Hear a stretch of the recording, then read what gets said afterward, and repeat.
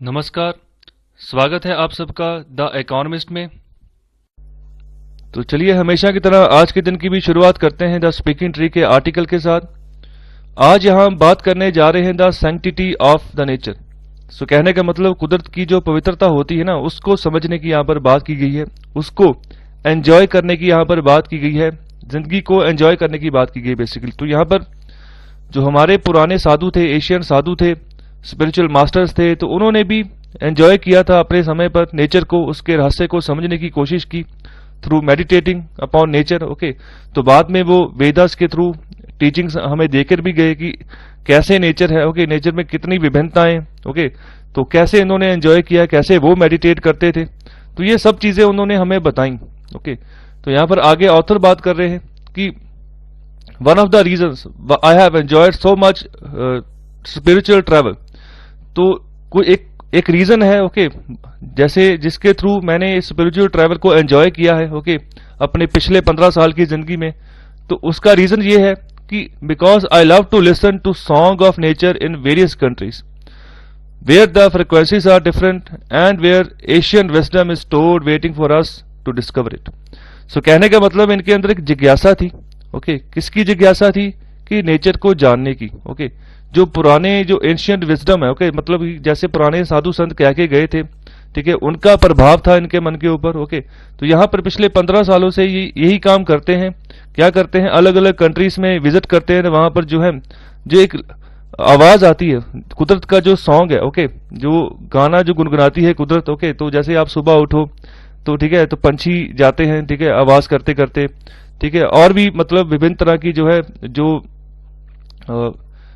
अभाव है, ओके, विभिन्न तरह का जो अभाव है आपको महसूस होता है जब आप सुबह उठ के नेचर की ओर देखते हो। ओके, तो यहाँ पर अलग अलग कंट्रीज में अलग अलग फ्रिक्वेंसी के ऊपर यहाँ पर बोल रहे हैं कि मैंने हर एक चीज को ऑब्जर्व किया है। ओके, तो जिसकी वजह से मुझे लगाव है नेचर की ओर, और मैंने यहाँ पर देख पाया है कि अभी भी बहुत कुछ है डिस्कवर करने के लिए, अगर हम नेचर में डिस्कवर करने जाए, अगर अपने हम सियानप वाली जो बुद्धि है अब उसको अगर हम यूज करें तो यहाँ पर आगे बात बोली गई है जो एंशियंट मिस्टिक्स थे, जो रहस्य थे, पुराने रहस्य, ओके, जो चेतना है, जो परमात्मा है, जो कुदरत है, जो अपना आप है, और रिलेशनशिप्स है। Okay, so all of creation is seen as alive and interconnected. तो ये सब चीजें मतलब इंटरकनेक्टेड हैं आपस में। ओके, सो नेचर से ही हम बने हैं। ओके, नेचर भी एक हमारा पार्ट है, नेचर है तो हम है। तो नेचर में बहुत चीजें आ जाती हैं, पशु पक्षी पेड़ पौधे हम आ जाते हैं। ओके, मिट्टी, बहुत अनगिनत चीजें। ओके, तो इसको भी हमें सही करके नेचर को हमें ऑब्जर्व करना है। ओके, कुदरत को जितना हम समझने की कोशिश करेंगे उतना हम आगे बढ़ेंगे। तो यहाँ पर बात बोली गई कि कोई भी यहाँ पर अलग थलग नहीं है। ओके, कोई भी, सभी जो है आपस में मिक्स है। ओके, सभी जो है आपस में इंटरकनेक्टेड है। तो इसी कारण जब इंसान भी अलग अलग जगह पर विजिट करता है, ओके, अगर किसी समंदर के किनारे विजिट करता है, अगर किसी पहाड़ के किनारे विजिट करता है, तो उसको अलग अलग तरह का एक्सपीरियंस देखने को मिला, तो उसको एंजॉयबल एक्सपीरियंस होता है वो भी। ओके, तो कुदरत को भी एंजॉय करना जो है इंसान के हाथ में होता है। ओके, तो यहाँ पर we are capable of interacting with nature just by paying attention. तो कैसे हम नेचर को यहाँ पर इंटरेक्ट करें कि सिर्फ अटेंशन दो नेचर के ऊपर, समझो। ओके, नेचर की एंजॉय करो कि नेचर मतलब क्या क्या चीजें हमें दे रही हैं, कितने तरह के पंछी हैं, ओके, कितने तरह के जीव जो समुद्र के नीचे जो मतलब अभी घूम रहे हैं। ओके, तो इसकी अभी तक गिनती नहीं की जा सकी है कि कितने तरह की वेराइटीज है। तो यहां पर आगे बात करें, as we pay attention to nature we learn about the sacred way of grace within the kaleidoscopic potential of the unique habitats, ecosystems and lifes. तो जब जब हम अटेंशन पे करनी शुरू करेंगे नेचर की ओर, तो हमें उसका जो कैलेडोस्कोपिक पोटेंशियल है, कहने का मतलब कि जल्दी से बदलने वाला जो उसका अभाव है, जो उसका स्वभाव है, मतलब कि हैबिटेट की अगर बात करें, ओके, तो वो बदलते रहते हैं। ओके, 1000 साल पहले कुछ और थे, अभी 1000 साल बाद कुछ और होंगे, फिर आने वाले 1000 साल बाद कुछ और होंगे, मतलब कि बदलता रहता है ये चीजें। जो जैसे अगर हम जीव की अगर हम प्रगति की बात करें, तो जीव के अंदर भी बहुत सारी यहाँ पर बदलाव आए हैं, तभी इंसान अभी तक की जो फॉर्म है इंसान की वहां तक पहुंचा है। ओके, पहले हमारे बुजुर्ग कैसे थे, ओके, तो उसके ऊपर अभी भी रिसर्चेस चल रही हैं, थ्योरीज चल रही हैं। ओके, तो यहाँ पर एक अभाव होता है लगातार बदलने का। ओके, एक इकोसिस्टम है, ओके, जो वहां पर अलग अलग मतलब कितने तरह की वहां पर करोड़ों हजारों अरबों की तरह की वहां पर जिंदगियां हैं। ओके, तो यहाँ पर हमें यहाँ से इनके साथ कम्यून करना है। ओके, जो हमारे फॉरेस्ट हैं, जो हमारे समुद्र हैं, ओके, तो वहां पर कोशिश करनी है, जैसे हमारे घर में हमारे प्लांट्स हैं, उनके साथ हमें कम्यून करना है, मतलब जुड़ना है, उनके साथ प्यार करना है, ओके, उनके उनके प्यार करने के बाद जो हैप्पीनेस आती है उसको एंजॉय करना है। साथ ही साथ जो हमारे पेट्स हैं, ठीक है, उनके साथ भी हमें ऐसा ही नेचर जो है, ऐसा ही व्यवहार जो है वहां पर अपनाना है। ओके, तो अपने आप को यहाँ पर ढूंढना है। ओके, अपनी चेरिश लाइफ जो है उसको यहाँ पर डेवलप करना है। जितने भी हमारे आसपास कोई भी अगर लोग हैं, जो भी एनवायरनमेंट है, जो भी नेचर है, उनको भी जो है आपका प्रभाव होना चाहिए। ऐसी मतलब चुम्बकी शख्सियत आपको अपने अंदर डेवलप करनी है कि जो भी आपको देखे मतलब हाँ कहे कि हाँ मैं किसी इंसान, अच्छे इंसान को मिलकर आया हूँ। तो उसके लिए ये सब चीजें ना बहुत जरूरी हैं। तो हम अंदर की जो हम क्रांति लेकर आते हैं, स्पिरिचुअल वर्ल्ड में हमने आगे बढ़ना है, तो ये सब छोटी छोटी बातें हैं जिसको हम इग्नोर नहीं कर सकते हैं। ओके, तो ये सभी नेचर का पार्ट है। अगर कोई इंसान है, अगर कोई जानवर, अगर कोई पौधा है, अगर कोई समुद्र है, पानी है, नदी है, तो उन सबको हमें यहाँ पर साफ रखना है। ओके, तो यहाँ पर अगर हम गंगा नदी की बात करें, ओके, तो सबसे बड़ी स्पिरिचुअल रिवर है, ओके, जो स्पिरिचुअलिटी को इंडिकेट करती है। तो लेकिन उसकी हालत देखिए कितनी खराब है। वहां पर जो गंगा घाट के किनारे पर जितने भी आबादी बसती है, ओके, चाहे गंगा बिजनौर से, जैसे उत्तराखंड से निकलती है, पहले बिजनौर एंटर करती है उत्तर प्रदेश में, ओके, फिर अलग अलग शहरों से होती हुई बे ऑफ बंगाल में गिर जाती है। तो यहाँ पर जहां जहां से भी गंगा गुजरती है, वहां वहां के शहरों के किनारे देखिए कितने साफ है। ओके, तो यहाँ पर खुद से एफर्ट करना होगा। ओके, खुद से आगे बढ़ना होगा। देखो, जब ऐसे काम करने शुरू करेंगे, ओके, तो तभी एक अंदर से भी आपको आवाज आएगी, एक एंजॉयबल एक वेव आपको जो है ना वो महसूस होगी। तो इसको महसूस तभी करेंगे जब कोशिश करेंगे आगे बढ़ने की। और आगे बात कर रहे हैं कि प्रेजेंट जो सर्कमस्टांसेस, जो सिचुएशन है, उसके थ्रू हम ट्रैवल करने तो जा नहीं सकते, ग्लोब में घूमने तो जा नहीं सकते, लेकिन एक काम तो कर सकते हैं ना कि जो बाहर है वही हमारे अंदर है। ओके, मतलब जो ब्रह्मांड में है वही जो है हमारे अंदर है। ओके, तो सेम चीजें हमारे अंदर चलती हैं। तो अपने अंदर तो जा सकते हैं। ओके, रोज बैठ सकते हैं मेडिटेशन करने, अपने अंदर की जो यहाँ पर हिडन नॉलेज है उसको एक्सप्लोर कर सकते हैं। ओके, अलग अलग तरह की जो नेचर के सर्कमस्टांसेस उसको हम एंजॉय कर सकते हैं, कम्यून कर सकते हैं अपने आप को नेचर के साथ। ओके, अपनी जो कॉन्शियसनेस है, चेतना है, उसके साथ हम जो है डांस कर सकते हैं। ओके, तो आगे बढ़ सकते हैं जिंदगी में। तो यहाँ पर बेसिकली बात यही बोली गई कि अपने अंदर जाओ। ओके, जितने अंदर जाओगे, जितने अपने अंदर अपने आप को खोजोगे, उतना ही आपकी चिंताएं खत्म होती जाएंगी, उतने ही आप जो है निर्मल होते जाओगे, उतने ही आपके ऊपर बाहर वाली चीजों का प्रभाव कम होता जाएगा। ओके, तो वही अगर आप अंदर से अपने आप को जोड़ लेते हो तो अपने नेचर के साथ भी आप जो है जुड़ गए हो। देखो, यहाँ पर बिल्कुल सिंपल बात है। बाहर अगर घूमने फिरने भी जाते हैं, ओके, तो फिर भी एक बाहरी वर्ल्ड है। अंदर जब तक एक जगह पर बैठोगे नहीं, तो एक जगह पर विराम नहीं लगाओगे, तो फिर वो बात नहीं बनती। जैसे आप स्वामी विवेकानंद की ओर देखिए, वो जहां पर भी गए हैं वहां पर उपदेश देने के लिए गए, लेकिन उससे पहले उन्होंने रिसर्च की है पूरी जिंदगी। ओके, रिसर्च भी उन्होंने एक जगह बैठकर की है। ओके, तो यहाँ पर ऐसी सिचुएशन उनकी हो जाती थी। एक मैं एग्जांपल यहाँ पर लास्ट में लेता हूँ कि एक बार स्वामी विवेकानंद जी और उनके एक साथी इकट्ठे जो थे ना मेडिटेशन कर रहे थे एक वृक्ष के नीचे, काफी बड़ा वृक्ष था वो। तो वहां पर थोड़ी देर बाद क्या, जो उनके साथी हैं स्वामी विवेकानंद की ओर देखते हैं और देखते हैं कि मच्छर ही मच्छर जो है ना वो पूरे के पूरे विवेकानंद जी की बॉडी के ऊपर बैठ गए हैं और उनको काट रहे हैं। ओके, तो यहाँ पर स्वामी विवेकानंद के चेहरे पर कोई भी जो है यहाँ पर किसी तरह की भी मतलब ऐसी फीलिंग नहीं आ रही कि उनको काटने का दर्द हो रहा है। उन्होंने आंखें बंद की हुई हैं और मेडिटेशन में पूरा विलीन है। और थोड़ी देर बाद जब आंखें खोलते हैं तो वो अपने साथी को बोलते हैं, स्वामी विवेकानंद जी, कि मेरी बॉडी कहाँ पर है। ओके, तो ये जब बात उनके साथी सुनते हैं वो तो डर जाते हैं। ओके, बॉडी तो उनके पास ही है, लेकिन उनको ऐसा भाव हो रहा था कि मैं अपनी बॉडी को अभी छोड़ चुका हूँ। ठीक है, तो वो डर के मारे अपने गुरुजी के पास जाते हैं, स्वामी रामकृष्ण परमहंस के पास। ओके, तो ये सिचुएशन देखिए, मतलब यहां तक इस स्टेज तक पहुंचे हैं। तो उम्र कितनी थी अभी? उम्र बहुत ही कम थी। ओके, 25-26 साल की उम्र थी उस समय। ओके, तो देखिए यही टाइम है इस जो फील्ड में आगे बढ़ने का। बूढ़े होने के बाद फिर बंदा पीछे की ओर देखता है कि वो टाइम मैंने खराब कर दिया। तो यहाँ पर एंजॉय करिए अपनी लाइफ को। लाइफ जिंदगी का दिन है। ओके, आज का दिन अच्छा एंजॉय करें, आगे बढ़े, खुद खुश रहें और दूसरे को भी खुश रखें। तो यहाँ पर हम बात करने जा रहे हैं जो बाइडेन के बारे में। तो यहाँ पर स्पेशली बात होगी आईपीआर के बारे में, तो इंटेलेक्चुअल प्रॉपर्टी राइट्स। सो अभी देखिए पैंडेमिक की वजह से सभी जो यहाँ पर मुल्क हैं वो यहाँ पर वेट कर रहे हैं कि वैक्सीन जो है वो कब डेवलप होगी, कब जो है लॉन्च होगी, कब उसका जो है यूज लोग करना शुरू करेंगे और कब जो है इकोनॉमिक जो रिवाइवल है, ओके, वो अच्छे से शुरू होगा। तो अभी भी यहाँ पर बहुत सारे सेक्टर्स हैं जो अभी भी वैक्सीन का वेट कर रहे हैं, तो यहाँ पर अच्छे से एक्सपेंशन नहीं कर पा रहे हैं अपने इंफ्रास्ट्रक्चर की। तो यहाँ पर जो आईपीआर, ये होता क्या है एक्चुअली, यहाँ पर देखो अभी कोविड-19 की नई वैक्सीन बन रही है, ओके, रिसर्च चल रही है। तो नई वैक्सीन जब तैयार होगी बनके, तो जिन्होंने रिसर्च की है, तैयार की है, ठीक है, तो उसके ऊपर एक आईपीआर लग जाता है कि उनका पेटेंट हो गया। ओके, तो यहाँ इस पेटेंट के तहत फिर उसकी कोई कॉपी नहीं कर सकता। फिर जो लिमिटेड जो यहाँ पर डेवलपर्स होंगे जिन्होंने यहाँ पर डेवलप की है वैक्सीन, सिर्फ उन्हीं के पास यहाँ पर लाइसेंस होगा कि वही प्रोड्यूस करेंगे इसको और फलानी कंट्रीज में उसको जो है उसकी सप्लाई भेजेंगे। तो पहले तो अगर कोई भी कंट्री जो भी इसको वैक्सीन को डेवलप करेगी तो वो तो अपनी कंट्री की ओर फोकस करेगी। ओके, जब अपनी कंट्री में सारी वैक्सीन की सप्लाई अच्छी पहुंच गई, फिर वो दूसरी कंट्रीज को यहाँ पर जो है सप्लाई भेजना शुरू करेंगे। तो यहाँ पर दिक्कत आ जाएगी। यहाँ पर ऐसा है कि अगर एक कंट्री ने बना ली, ओके, तो उसी के ऊपर डिपेंडेंस हो जाएंगे बाकी सारे, बाकी जो जितनी कंट्रीज है।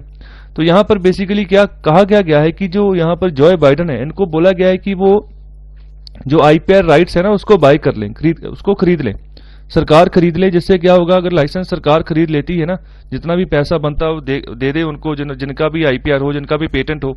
ओके, फिर क्या होगा, फिर सरकार के अंदर सरकार ने खरीद लिया, फिर सरकार क्या करेगी, सभी को बोल देगी, जो भी यहाँ पर डेवलपर्स होंगे जो मेडिसिन बनाते हैं उन सबको बोल देगी कि ये फार्मूला है, ये तरीका है, बनाओ। ओके, तो यहाँ पर हर कोई फिर जो है ना, जो यहाँ पर रजिस्टर्ड है, जो कंपनी जिनकी जो मेडिसिन बनाती रही है पिछले काफी समय से, फिर वो सभी कंपनीज जो है यहाँ पर जो है वैक्सीन डेवलप करना शुरू कर देंगी। तो इससे क्या होगा, इससे ये फायदा होगा कि डिमांड बहुत ज्यादा है तो सप्लाई कम नहीं रहेगी, सप्लाई भी उस हिसाब से चलती जाएगी, जिसकी वजह से कॉस्ट जो है ना वो कम रहेगी और हर कोई जो है उस वैक्सीन को यूज कर लेगा। तो यहाँ पर स्टार्टिंग में यही चीज बोली गई है कि अभी एक कन्वर्सेशन में जो है बाइडन है, वो यूरोप के उनके जो कुछ अलाइज थे जिनके साथ वो कन्वर्सेशन कर रहे थे, तो वहां पर उन्होंने एक बात बिल्कुल क्लियर कर दी है कि यहाँ पर जो यूएस है ना वो बिल्कुल उल्ट चलेगा जैसे पहले 2016 से लेके 2020 तक अमेरिका चला है उससे। ओके, तो तब क्या था, तब ट्रंप की एक पॉलिसी थी कि अमेरिका फर्स्ट। ओके, तो यहाँ पर अमेरिका फर्स्ट का हम कंसेप्ट लेकर नहीं चलेंगे, यहाँ पर जितने भी मुल्क हैं हम सबको यहाँ पर जो है यहाँ पर देखते हुए चलेंगे। तो जैसे जैसे फैसले ट्रंप एडमिनिस्ट्रेशन ने लिए थे अब उसके उल्टा होंगे अभी, मतलब कि वैसा ही अमेरिका अब देखने को मिलेगा जैसे सन 2016 से पहले था। ओके, तो वहां पर बहुत अलग अलग ऑर्गेनाइजेशंस में अमेरिका का काम था। ओके, डब्ल्यूएचओ को अच्छी सपोर्ट थी, डब्ल्यूटीओ को अच्छी सपोर्ट थी, फंडिंग थी अच्छी। इसके बाद जो ईरान के साथ न्यूक्लियर एग्रीमेंट वो तकरीबन हो गया था, ओके, 2016 से पहले। लेकिन जब ये ट्रंप का एडमिनिस्ट्रेशन आया उसने फिर सारा काम खराब कर दिया। ओके, फिर जो टेंशंस बढ़ गई ईरान और यूएस के बीच में, तो अभी से यूएस उसको दोबारा से सही करेगा। अफगानिस्तान में जो ट्रूप्स जो वापस मंगवा लेते थे अब उसको दोबारा वहीं पर रखेगा। ओके, अभी वापस नहीं मंगवाएगा। तो इस तरह से सभी पॉलिसी उल्टा चलेगा अभी, जैसे पिछले 4 सालों में हुआ है उससे। तो यहाँ पर यह भी बात बोली गई कि हम दोबारा गेम में वापस आने वाले हैं। तो यहाँ पर बात बोली गई है ऑथर के द्वारा कि हम ये सुजेस्ट कर सकते हैं, okay, there would be no better gesture to demonstrate US commitment to the world at large than for the US government to buy out the intellectual property rights to up and coming coronavirus vaccines and waive any license fee for developers around the world।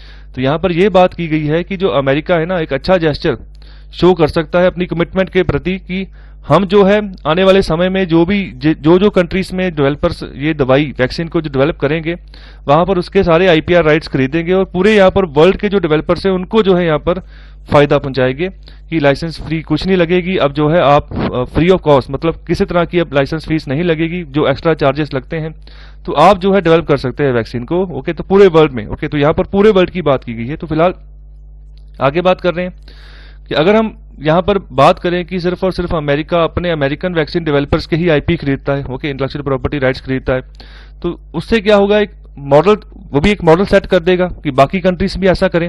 Okay, India भी ऐसा करे, okay, और भी जो Asian countries हैं वो भी ऐसा करें। तो इसके तहत एक मॉडल सेट हो जाएगा। ईयू जो है यूरोपियन यूनियन, उसको भी फिर ऐसा ही करना पड़ेगा कि जितने भी यूरोप बेस्ड वैक्सीन डेवलपर्स हैं उनके भी आईपी खरीद लें और जो है वैक्सीन जो है ना उसका जो एक्सपेंस होता है लाइसेंस फीस देने के लिए, ओके, वो कम हो जाएगा। तो वैक्सीन के जो रेट है वो कम हो जाएंगे, कम से कम कॉस्ट पे मास प्रोडक्शन हो जाएगी। जब मास प्रोडक्शन होगी तो उतनी जल्दी ना इकोनॉमिक रिवाइवल होगा हर एक इकोनॉमी में। ओके, उतनी जल्दी भरोसा दोबारा से वापस आएगा कि चलो वैक्सीन आ गई है, अगर हो भी गया तो स्टार्टिंग के इनिशियल स्टेजेस में हम वैक्सीन ले लेंगे तो काम बन जाएगा। ओके, तो यहाँ पर ये पॉलिसी रख के यहाँ पर चला जा रहा है।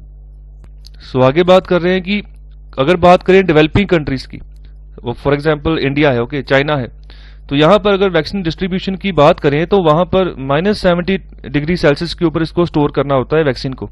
ओके, तो यहाँ पर ये भी, इसके लिए भी इंफ्रास्ट्रक्चर चाहिए आपको। अच्छा, तो यहाँ पर अच्छी दवाई और सस्ती दवाई आपको उपलब्ध करनी होगी। तो वहां पर जो अगर आप वैक्सीन का जो भी आईपी का कॉस्ट है, ठीक है, उसको आप खरीद लेते हैं, ओके, तो उससे क्या होगा, जो अगर मास लेवल पर हमने यहाँ पर डिस्ट्रीब्यूशन करनी है तो उसमें आसानी होगी, सस्ती चीज जो है वो जो है अवेलेबल हो जाएगी।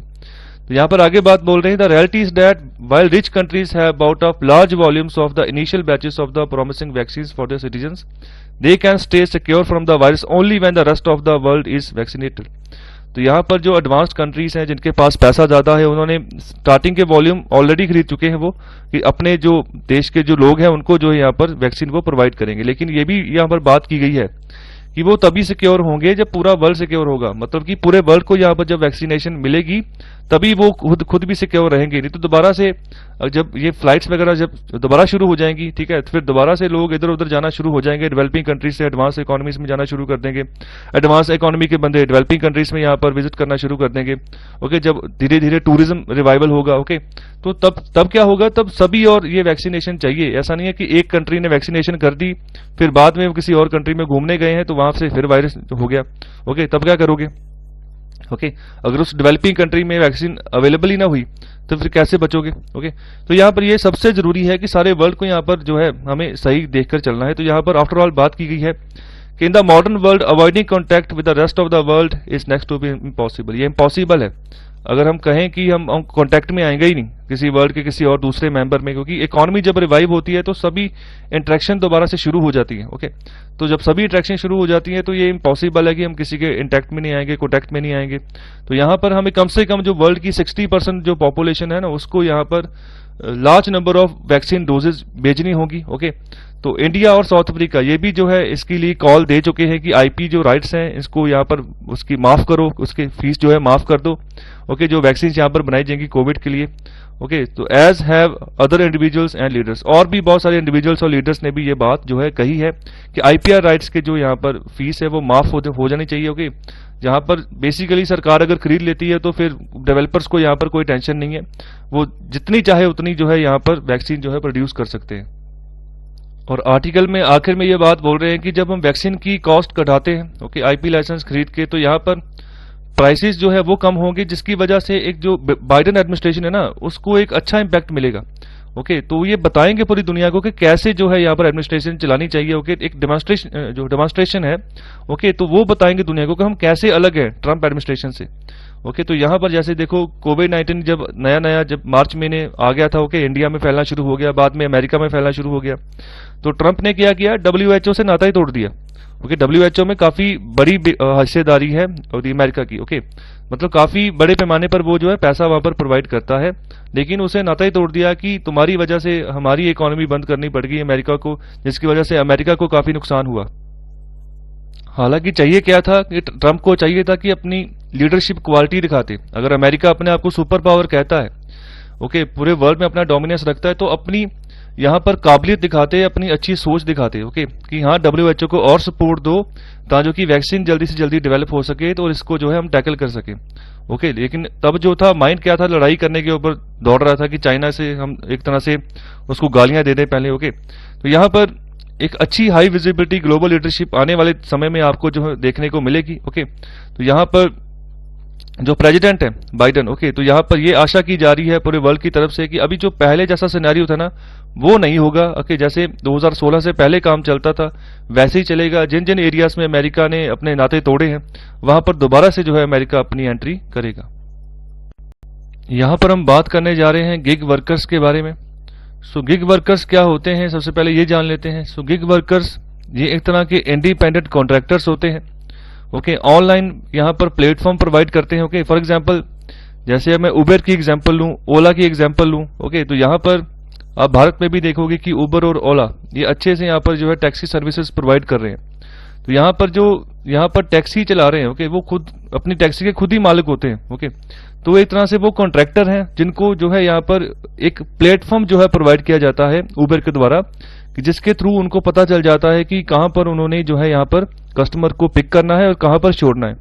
तो वहां पर कार के अंदर बैठे बैठे ही जो है यहाँ पर वो सभी सुविधा उनको उपलब्ध हो जाती है कि कैसे उन्होंने काम करना है, किस डेस्टिनेशन की ओर जाना है। तो ये इनको हम गिग वर्कर्स बोलते हैं। ओके, तो यहाँ पर बात की गई है कि चलो इनको भी सोशल सिक्योरिटी के साथ हम लैस करें। सोशल सिक्योरिटी का मतलब है कि कुछ बेनिफिट्स इनको दें, जैसे बाकी के एम्प्लॉइज जो एम्प्लॉइज की कैटेगरीज में आते हैं तो उनको जैसे पीएफ मिलता है, प्रोविडेंट फंड मिलता है। ओके, तो टीए अलाउंस मिलता है।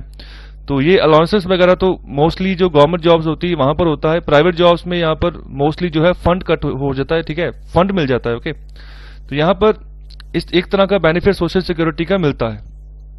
लेकिन यहाँ पर बात कर रहे हैं गिग वर्कर्स की, जो यही मैं अभी कॉन्ट्रैक्ट वर्कर्स की अभी बात कर रहा हूं उन्हीं की।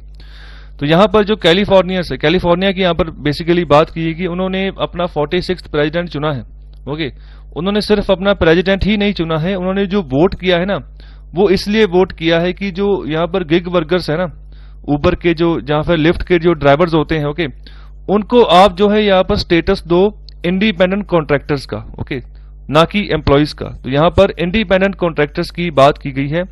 ओके, तो यहाँ पर आगे बात बोल रहे हैं कि इसी मेजर को हम नाम देते हैं प्रोपोजिशन 22, याद रखिएगा। सो इंडिपेंडेंट कॉन्ट्रैक्टर्स, ओके, तो इसी मेजर्स को हम नाम देते हैं प्रोपोजिशन 22। तो इसका बहुत बड़ा इंपैक्ट होता है जो लेबर है, ओके, चाहे यूएस में है चाहे पूरे वर्ल्ड में है। ओके, तो इसका जैसे ही यूएस में चलता है वैसे ही नॉर्मली जो है इंडिया में भी देखने को मिलता है। तो इंडिया ने भी नया सोशल सिक्योरिटी कोड लेकर आया है। ओके, तो उसमें चेंजेस किए हैं जिसमें कहा गया है कि सोशल सिक्योरिटी कंट्रीब्यूशन जो है गिग वर्कर्स को, ओके, जो ऊबर के ड्राइवर हैं, ओके, जहां और जो यहाँ पर ऑनलाइन प्लेटफॉर्म वर्कर्स हैं, तो उनको यहाँ पर भी उनको भी एक कंट्रीब्यूशन दिया जाएगा, उनको भी यहाँ पर सोशल सिक्योरिटी के बेनिफिट जो है वो दिए जाएंगे। लेकिन उनका जो चेंज स्टेटस है ना, वो नहीं चेंज किया जाएगा। Okay, so without changing their status to employees. Okay, तो यहाँ पर एम्प्लॉयज का स्टेटस जो है इंडिया के अगर बात करें तो वहां पर उनको नहीं दिया जाएगा। तो यहाँ पर यूएस में बात करने की उनको इंडिपेंडेंट कॉन्ट्रैक्टर्स का यहाँ पर स्टेटस चाहिए।